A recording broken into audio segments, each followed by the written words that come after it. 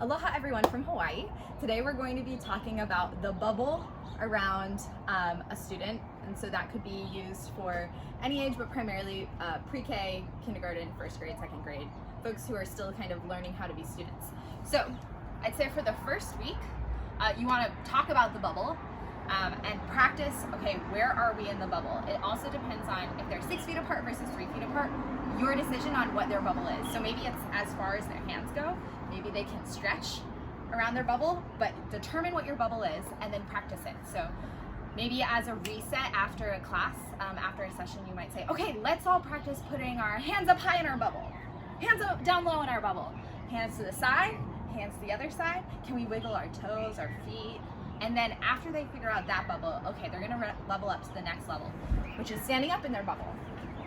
So that would be behind their desk, behind their chair. And again, you decide what the max amount of bubble is. Can they step, or is that too much? There's no stepping, it's all about moving your body as far as they can go. And that this part can also be around levels.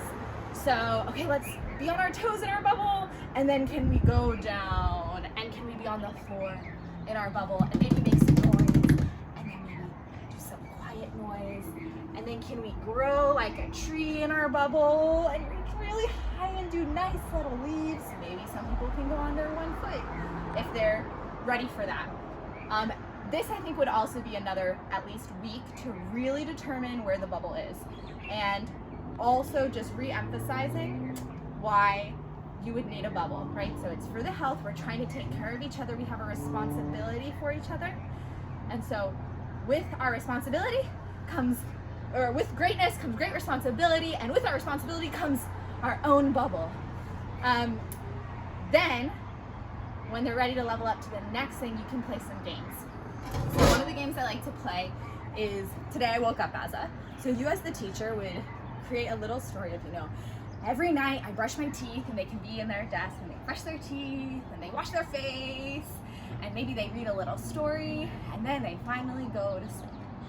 And during the night something crazy, something wild, something wonderful happens, and when they wake up, they didn't wake up as themselves, but they woke up as a puppy. And so you invite everyone to wake up as a puppy. What does it look like to move around like a puppy? Maybe they can be in their bubble as a puppy. Can they all make very quiet noises as a puppy? Maybe they want to sniff their chair. Is there a bone in their desk?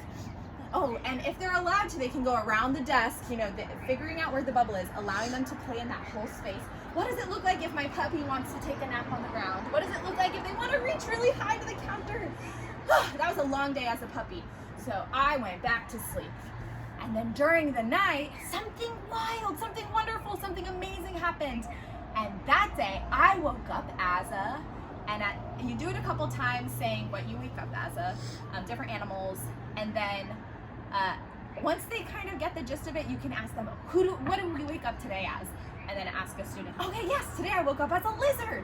And then you think about all the different ways that lizards move. At any point, if someone is kind of going out of their bubble because of excitement, you can say, okay, everyone, let's go back to our bubble and sit in our chairs. Okay, we're getting really excited about this. I love the energy that we're having. Everyone's being so specific in their movement, but we really need to stay in our bubble. Why do we need to stay in our bubble? You have the 3 things. Let's practice one more time, and you always go back to starting from square one, then going back to this. And it's no one's fault. People get excited when they're moving, so I wouldn't say you're doing it wrong. Sit down. That's like my teaching philosophy. So it's always, because then it's not letting anyone say, okay, I did it wrong, I'm the reason the class has to go back to this, but everyone's still allowed to move. It's just re-emphasizing why we need to be here, why we need to be here, and eventually we can kind of go back to playing the game.